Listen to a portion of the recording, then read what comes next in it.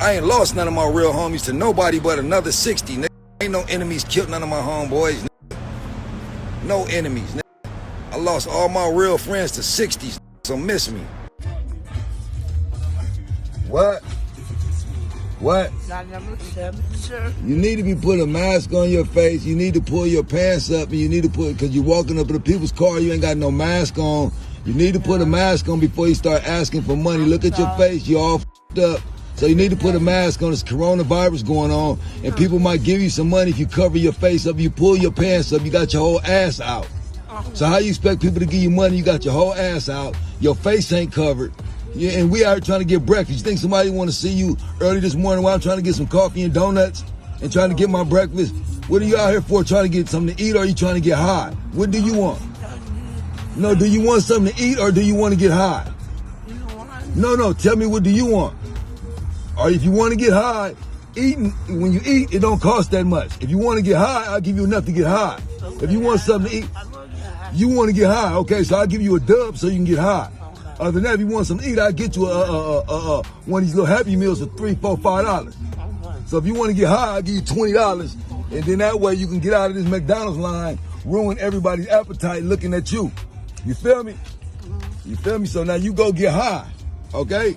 That go $20. You go get high and get out of this line. If you're going to come back in this line and ask for some money, cover yourself up. Okay, so you good now. You got enough to get high. So go get high. Thank you. That's crazy. Early in the morning, cuz. Man, what the fuck? 6-0 pip. You trying to get high that early in the motherfucking morning? God damn. You ain't even homeless trying to just get high. All right, here we go. Today we have Herman Cowboy Douglas, close friend of Nipsey Hussle, who was with him during the time of his tragic passing. Welcome to Vlad TV. Yes, sir. How's it going?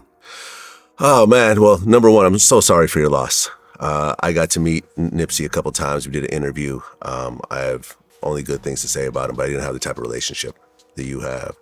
And, what you went through during that time, as well as going through the trial, which is actually happening right now, must be a lot. Yes, sir.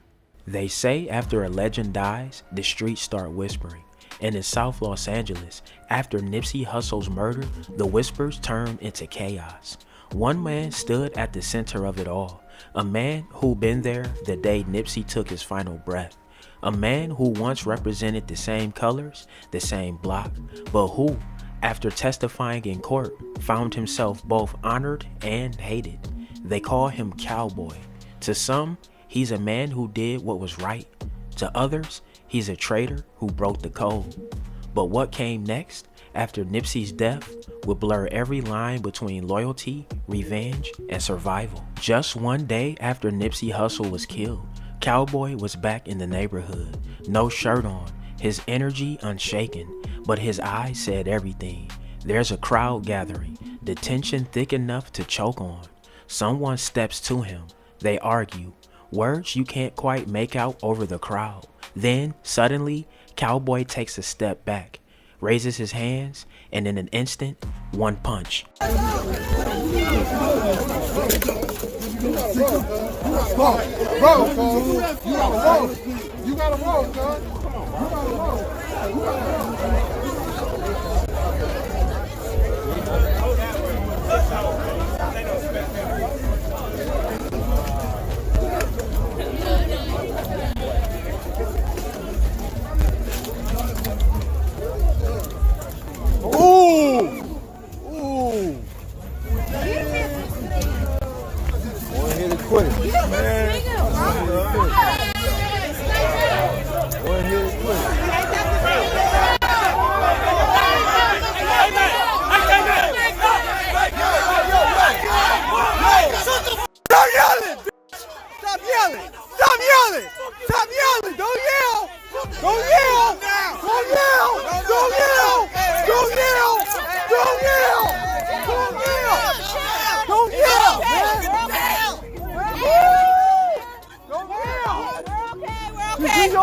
The crowd erupts. Ooh. The man drops cold. The streets fall silent for a moment, only the sound of sneakers scuffling and people gasping. That single punch became legend, but for Cowboy, it was just the beginning of something darker. Years after that incident, another name entered the mix, Loose Cannon, a fellow Rollin 60s member. He'd been arguing with Cowboy online, throwing words like knives. Eventually, they met face to face. Don't do that, bro. Don't do that, bro. Don't do that, bro. Don't do that, bro. Don't do. I got my baby here. I got my baby here. Come on, baby. We out here right now. Cowboy talking about he wanted to fade. Cuz ran like a straight hoe. Like, bro, jumped in the car and left when I put on my shoes, bro.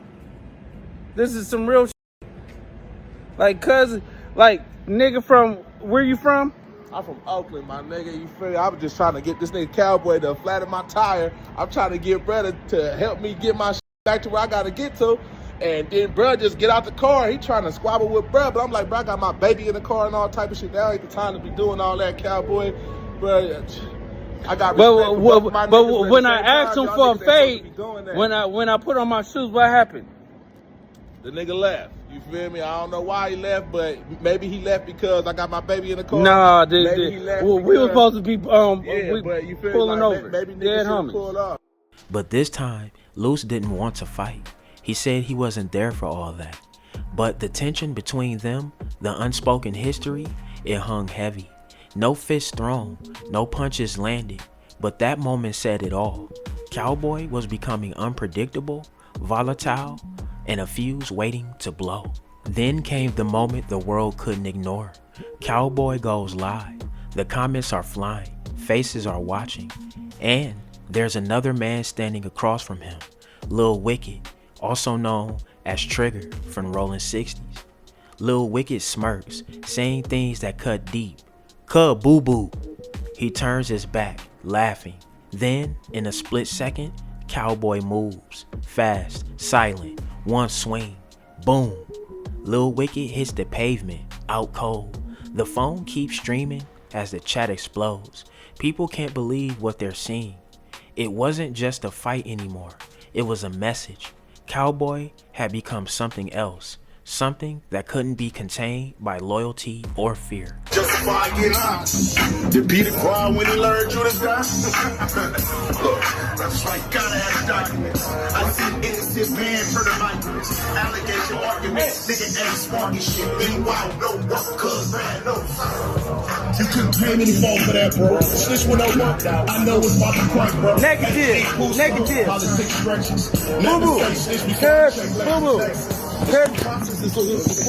You hear snitch with no work? Hit that bitch. You had a paperwork and then snitch without transcript or would to get you heard of it.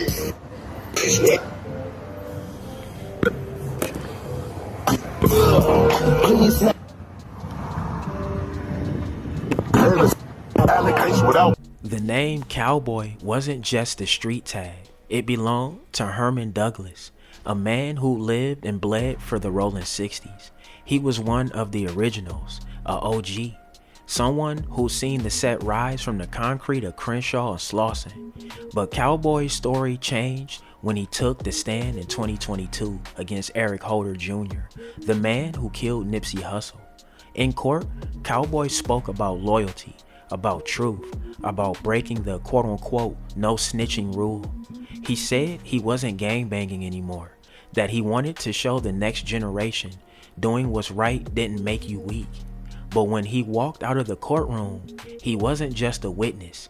He was marked, a symbol, a man caught between two worlds that would never coexist again. Well, it's your first time here, so I want to get into your whole story. So, you originally grew up in Windsor Hills? Yes, sir. Okay. And then you ended up moving around 83? No, we moved to Windsor Hills in about 83. Then my family might have moved, maybe I say 87. We moved to Ladera Heights, which is not too far from Windsor Hills. Okay. And that's where like the Rollin 60s area is?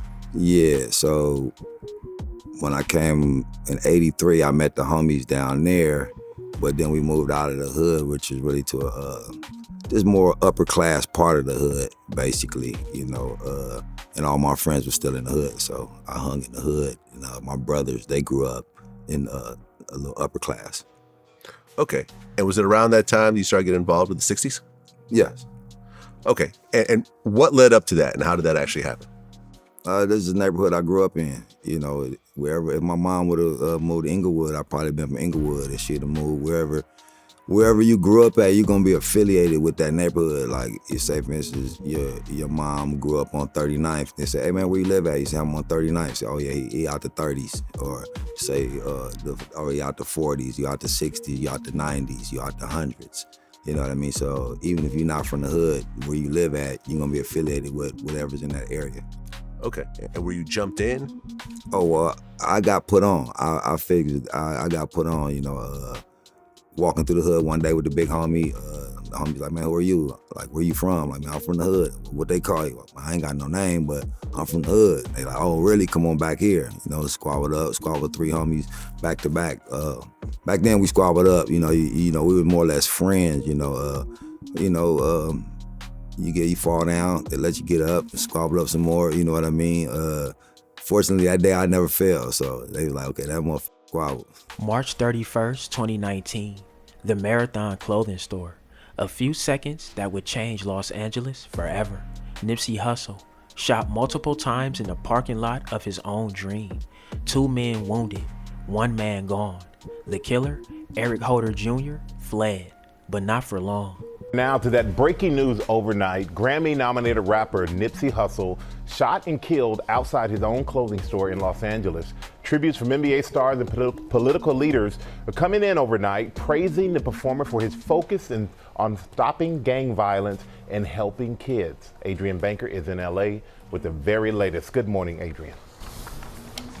Good morning to you too, Michael. Yes, it seemed that he was friends with everybody. Nipsey Hussle really broke through a barrier before he teamed up his independent label with Atlantic Records here in Hollywood. He famously sold his mixtape, a CD, on the streets of South LA for $100 a pop. He raked in $100,000 in just 24 hours, and that was just the tip of the iceberg. And today, he is being remembered as a savvy and street credible businessman, and also a... This morning, fans and friends in mourning after the stunning murder of Grammy-nominated rapper Nipsey Hussle. The 33-year-old born Ermias Ashkadom shot dead outside his Los Angeles clothing store. 2 other people wounded in that shooting. Overnight, police look for at least 1 suspect. In the time of crisis, we preach peace, but we also preach justice. Hustle and motivate. Celebrities among those sharing their grief, including artists Rihanna and P. Diddy, NBA superstars LeBron James and Steph Curry, who weighed in during a post-game press conference. Definitely a sad, tragic event. Obviously, send prayers to his family, his community. And John Legend in shock, tweeting, I just spent Thursday with him and filmed a video for a beautiful new song. We come from gang culture, so we dealt with the system a lot. The father of 2, known for his music, creating jobs in South LA as an entrepreneur with several businesses and investments in education and the arts. Growing up as a gang member, he worked with police to curb gang violence. He was just there for the community, for the kids. And mourners gathered outside Hussle's store to pay tribute. And just hours before his death, the last thing he tweeted was, having strong enemies is a blessing. And Hussle had asked for a meeting. That meeting was set to happen today with the LAPD to discuss ways to come against gang violence in South Los Angeles. Community leaders and law enforcement have encouraged there be no retaliation for his murder. When he was caught, the city didn't breathe. It simmered. The streets knew who did it. But what tore people apart was why.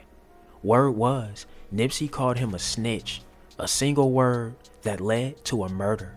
Rapper Nipsey Hussle's alleged killer was attacked on his way to court. Eric Holder's attorney tells TMZ that he was attacked by 2 people while in a holding cell. Holder needed 3 staples after being cut with what's believed to be a razor.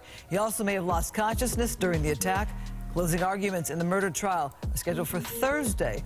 Holder's accused of shooting Hussle at least 10 times, killing him in the parking lot of Hussle's South LA store in 2019. Cowboy was there that day. He watched it unfold, and ever since, it's like he's been haunted by the memory of a brother, by the silence of the streets, and by the judgment of everyone who swore they'd never talk. Breaking news, the man convicted of killing Nipsey Hussle has been sentenced to 60 years to life in prison. The LA Superior Court judge handed down the ruling this afternoon. Last summer, a jury found Eric Holder Jr. guilty of first-degree murder. Holder shot the rapper back in 2019 outside his clothing store in the Crenshaw district of South LA.